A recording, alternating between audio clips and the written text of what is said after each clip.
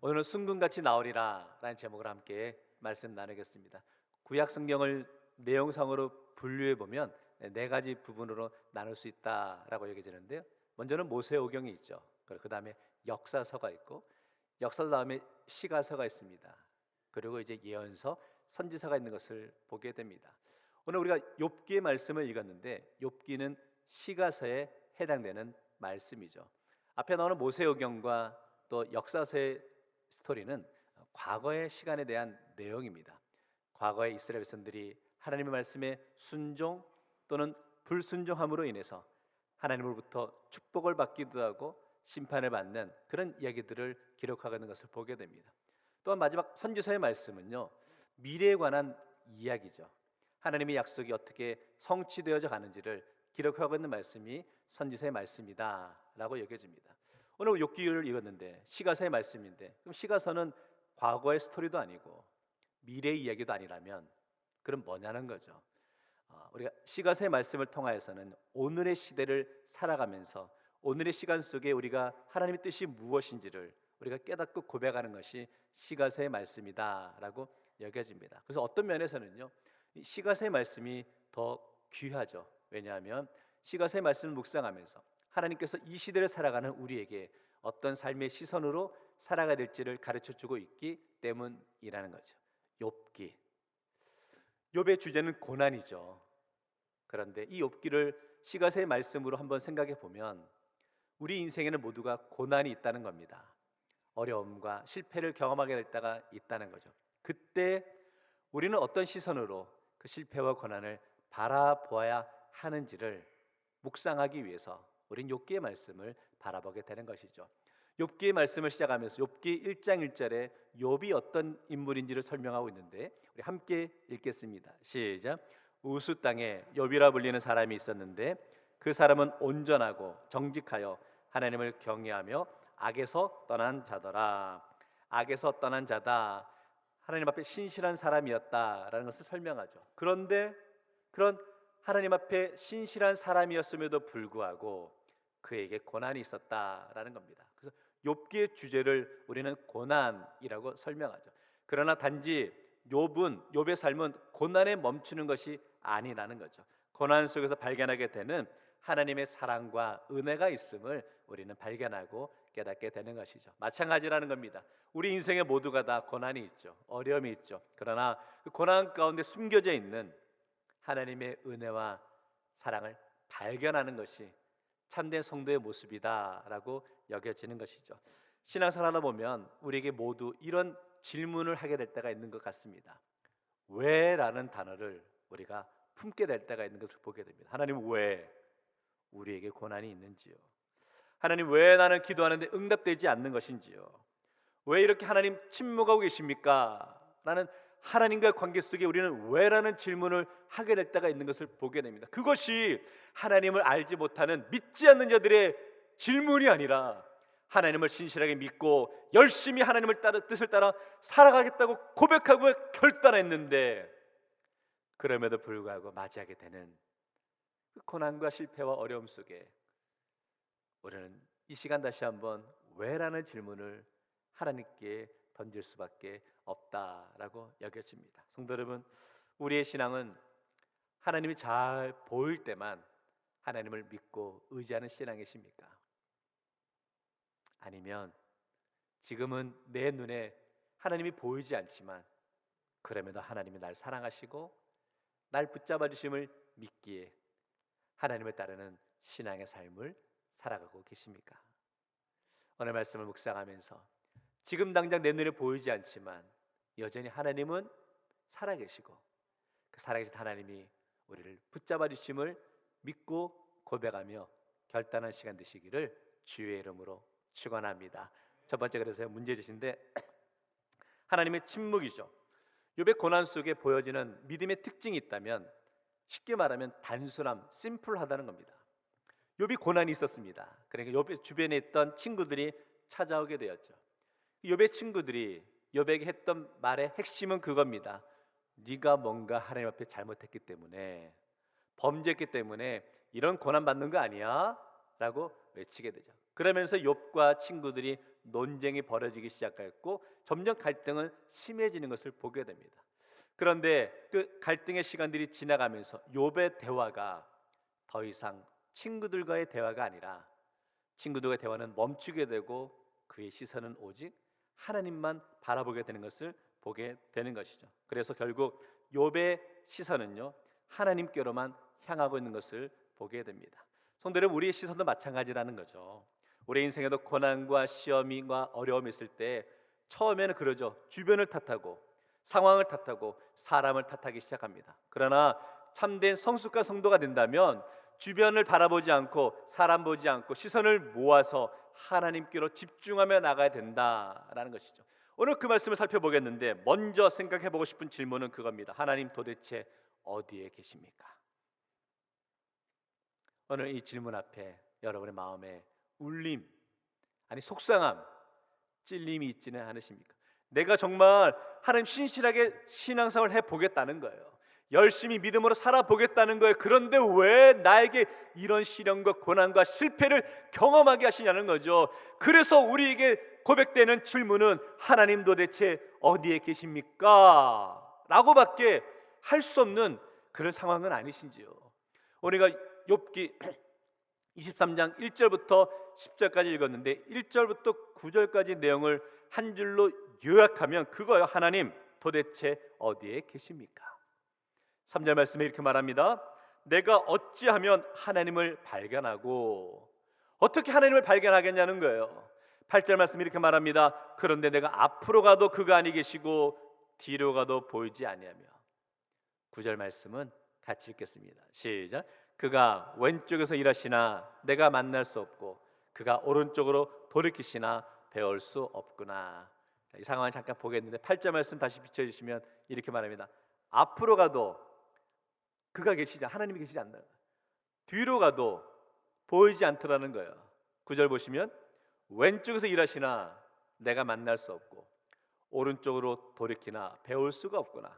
자, 앞, 뒤, 좌, 우가 다 막혔다는 거죠.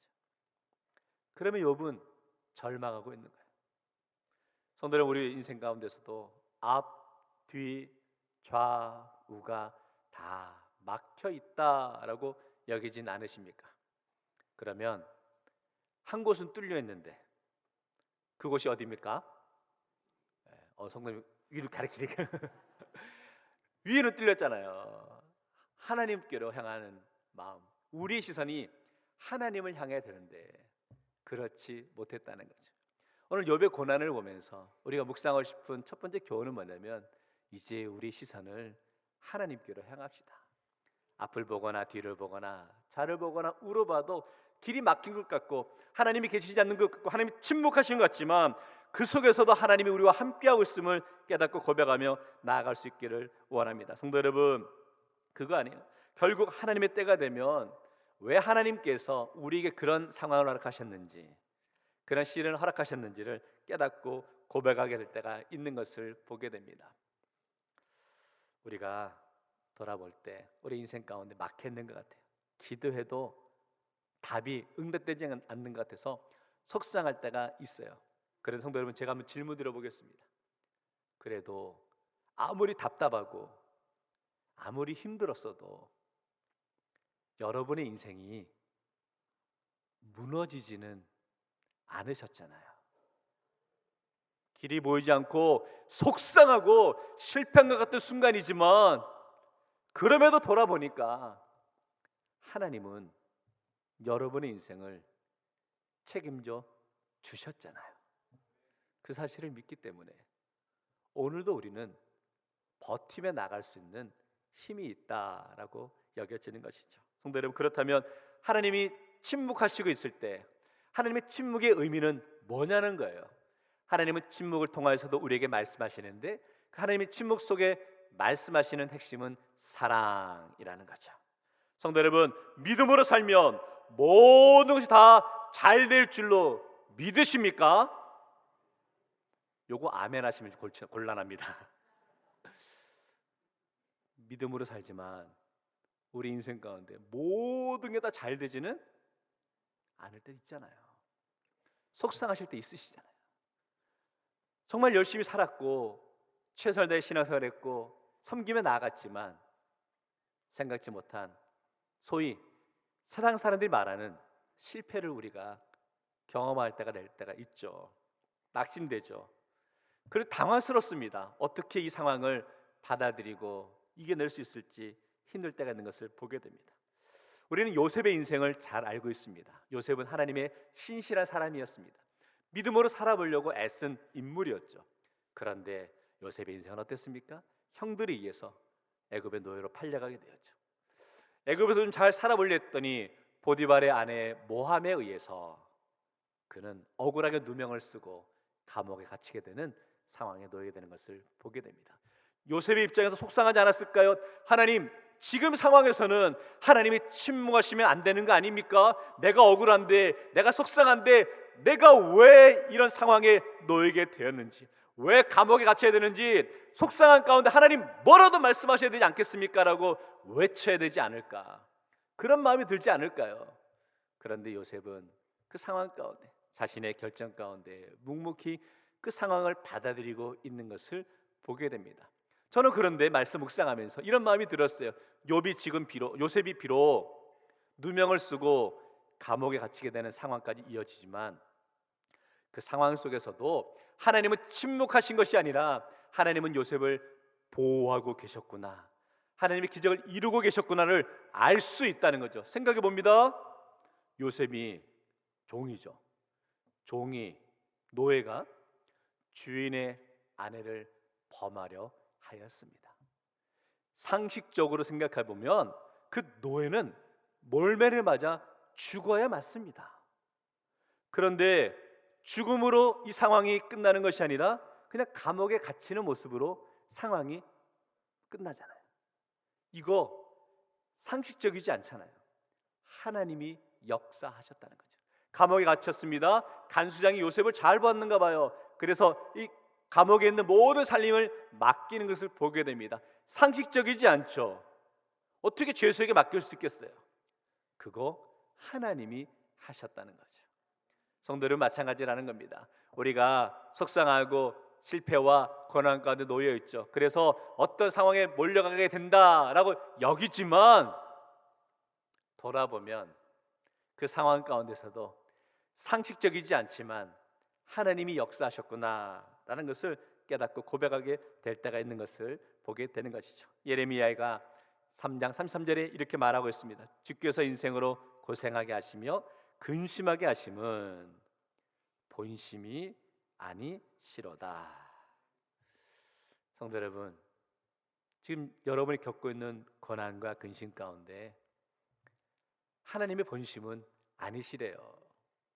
하나님이 그 근심을 통해서 우리에게 말씀하시고 약속하시는 것이 있음을 깨닫고 우리가 속상하고 어려움 가운데 주님 앞에 엎드려 기도하며 나아갈 때 하나님이 우리 기도를 들으시고 응답해 주실 줄 믿습니다. 이런 응답이죠.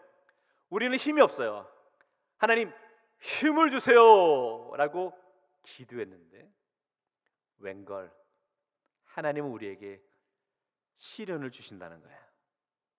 그런데 그 시련을 믿음으로 이겨내기 위해서 매달리고 강검에 나아갔더니 그 시련을 이길 수 있는 영적인 힘이 우리에게 생겼다는 거예요. 그러면 그것은 하나님이 우리가 하신 기도의 응답입니까? 아닙니까? 응답입니까? 아닙니까? 응답이라는 거예요. 우리는 하나님께 지혜를 주세요 라고 간구한다는 거예요. 그런데 하나님은 우리에게 풀어가야 될 인생의 숙제와 문제를 허락하시죠.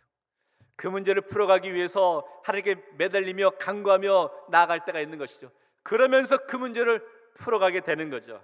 그랬더니 인생을 살아갈 수 있는 지혜를 갖게 되는 것을 보게 됩니다. 그러면 그것은 하나님의 응답입니까? 아닙니까?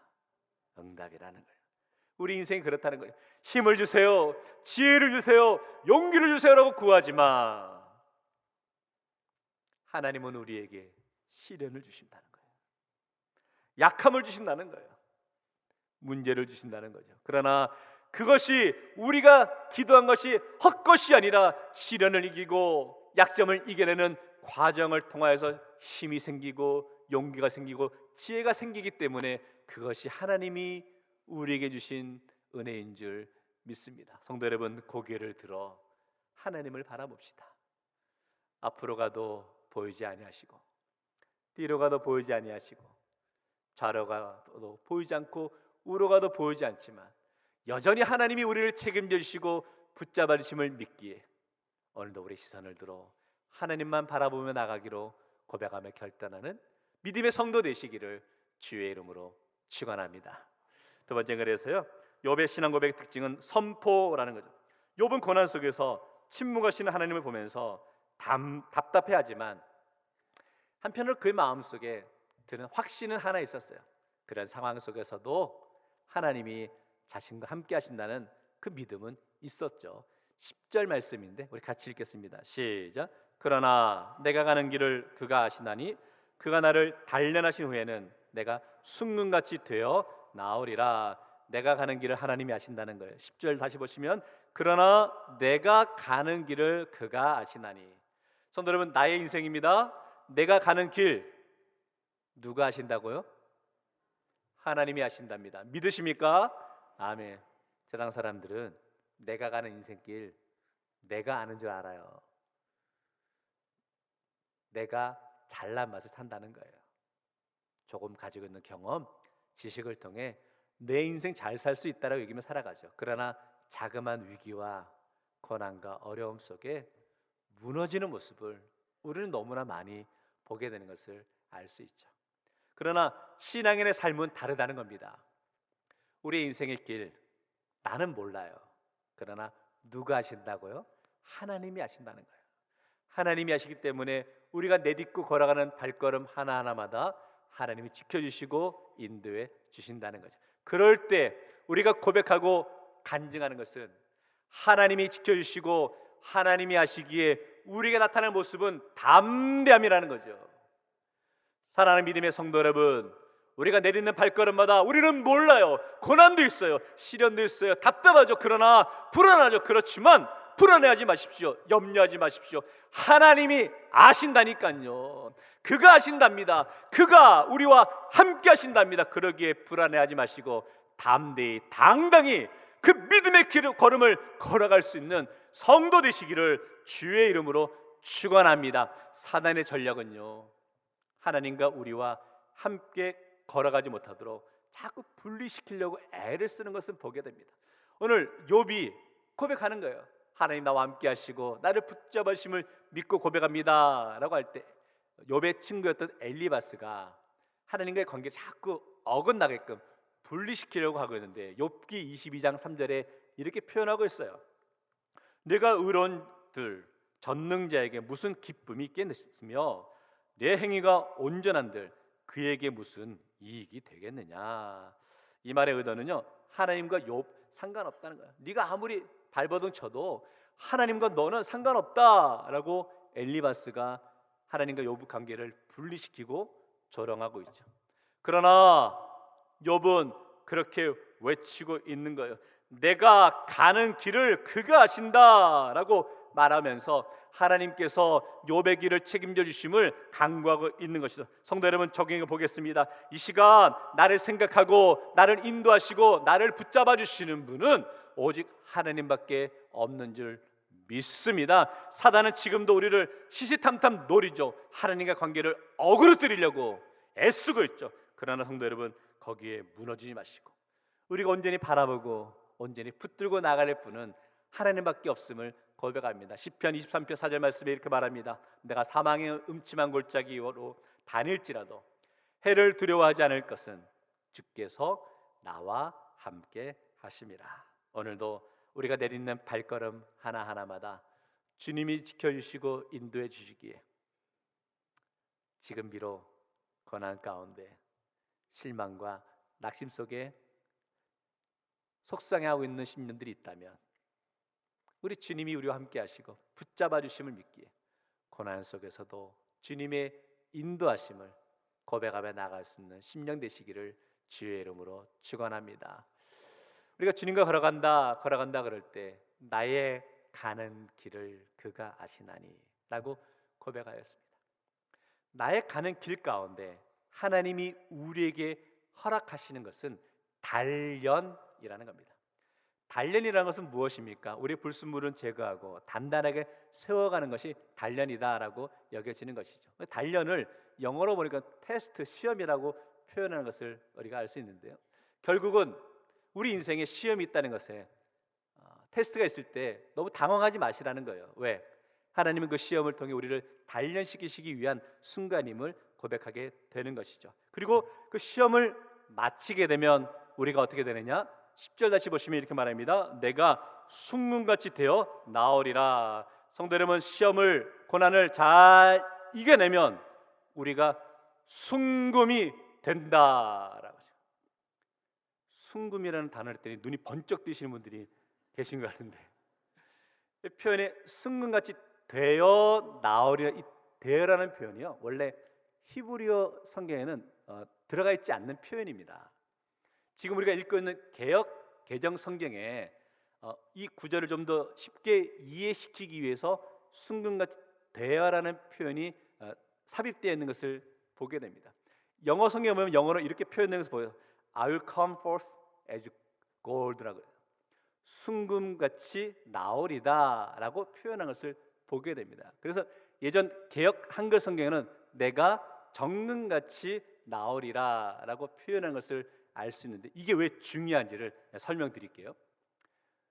순금같이 되어 나오리라라고 이해하게 되면 이런 오해를 할 수 있다는 거예요. 처음엔 그냥 돌멩이라는 거예요.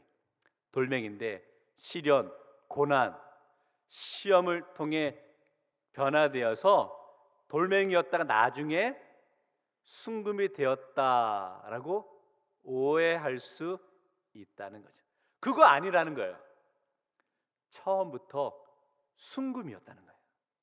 처음부터 귀했는데 처음에는 순금인지 몰랐다는 겁니다. 그런데 고난을 통해서, 시험과 시련을 통해서 깎이고 다듬어지고 보니까 이게 순금이었구나 라는 것을 깨닫고 고백하게 된다는 거죠. 성도 여러분, 저와 여러분이 순금이랍니다. 믿으십니까? 아멘. 그런데 왜 나에게 이런 고난이 있지? 왜 이런 어려움이 있지?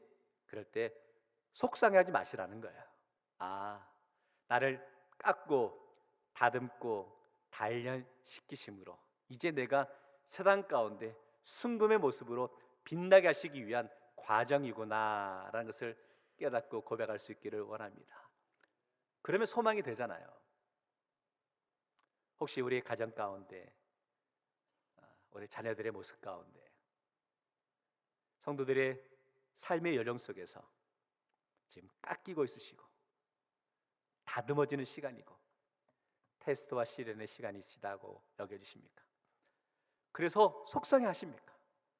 답답해 하십니까? 우리의 마음 무너지지 맙시다. 그 시간이 나를 단련시키셔서 더 귀하게 아름답게 순금같이 세워주시는 은혜의 시간임을 우리 믿고 고백하며 나가길 원합니다. 여러분의 자녀, 여러분의 가정, 우리 대구제일교회가 지금보다 앞으로 더 귀하고 더 아름답게 빛나는 믿음의 성도와 공동체가 되기를 주의 이름으로 축원합니다. 오늘 정리하겠습니다. 인생에 담고 있는 왜라는 질문을 잘 다루어야 합니다. 욥은 이유 없는 고난을 당하게 되었죠. 그때 욥의 마음속에 가지게 됐던 질문은 왜였습니다. 그 마음속에 속상함이 있었죠. 그런데 혹시 우리도 욥이 말하고 있는 왜라는 질문에 우리의 질문도 얹어서 나의 인생에서도 왜라는 질문을 지금 던지고 있지는 않으시냐는 거예요. 하나님, 왜 나의 인생의 모든 것을 막으십니까? 하나님, 제가 그렇게 미우십니까? 제가 그렇게 뭘 잘못했길래 문제에 또 문제를 더 엎어서 이렇게 속상하고 절망과 좌절의 상황으로 몰고 가십니까? 라고 왜라는 질문을 하고 있지는 않으시냐는 거예요. 과거의 시간 속에 여러분 인생 가운데 속상한 일이 있으셨습니까? 그래서 주변 분들에게 성도님, 왜 내가 이렇게 속상하고 어려운 일을 경험해야 되나요? 라고 물어보시지 않으셨어요. 그런데 그 다른 성도들의 대답 가운데 우리에게 속 시원한 대답을 누군가 해 주시던가요?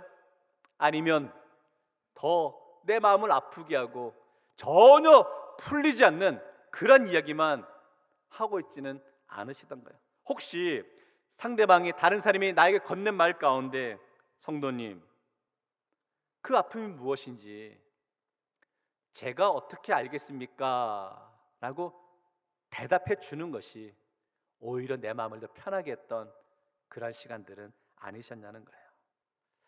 성도 여러분, 그 사람들이 우리에게 속상함을 묻고 있을 때 정말 우리에게 어떤 대답을 원하는 것은 아니겠죠. 그저 나의 이야기를 좀 들어줬으면 하는 마음이 아니었을까. 함께 아파해주고, 함께 공감해주고, 함께 울어주어야 하는 것이 우리의 삶의 모습이 아닌가라고 여겨지고, 로마서 12장 15절에는 이렇게 말하고 있습니다. 우는 자들과 함께 울라라고 하죠. 처음 신앙생활 할 때의 울음과 신앙이 성숙되어졌을 때의 울음의 모습이 달라요.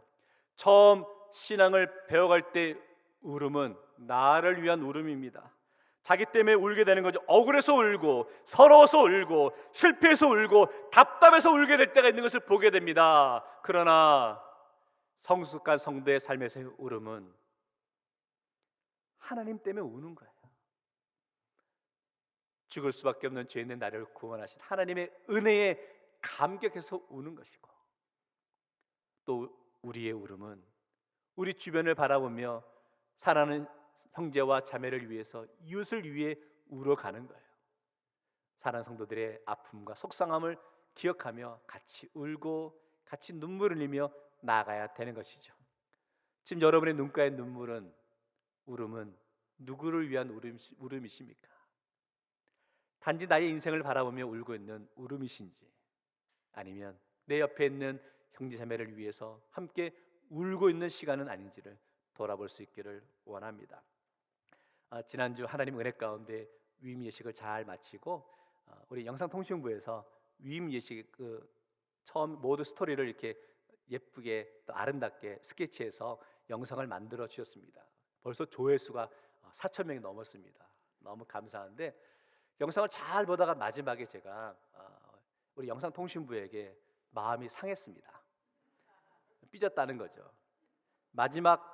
영상 마지막에 이런 성경 구절이 있었기 때문인데요. 요한복음 10장 14절 15절 같이 읽겠습니다. 시작.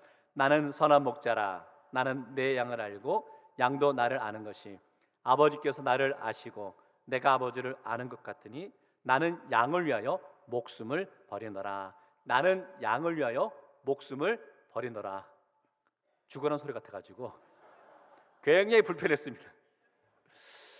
그러면서 한 주간 제가 묵상하면서 선한 목자의 모습, 선한 목자의 삶이 무엇인지를 다시 한번 묵상하는 시간이 되었습니다.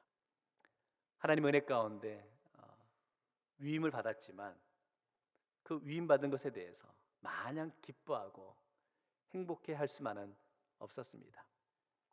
왜냐하면 여전히 들려오는 성도들의 이야기 가운데 속상함 이야기를 듣게 되었고, 성도들의 삶의 모습에 실패 이야기를 듣게 되었고, 아파하며 절규하는 음성을 듣게 되었기 때문이죠.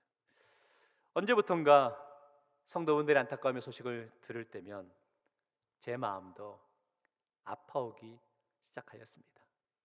성도분들의 밤을 설쳐가며 고민하고 있다는 이야기를 들을 때마다 저도 밤을 새워가며 함께 고민할 때가 있었던 것을 보게 됩니다. 그러면서 제 마음속에 이런 마음이 들었어요. 아픔을 느껴야 목자지 라는 마음을 갖게 되었습니다. 성도 여러분, 여러분 인생에 아픔의 상황이 여전히 남아있겠죠. 그럴 때 저도 여러분과 함께 아파하겠습니다. 여러분이 슬퍼하며 속상해하며 눈물을 흘릴 때 저도 여러분의 손을 붙잡고 함께 눈물을 흘리며 함께 목회하며 나아가겠습니다.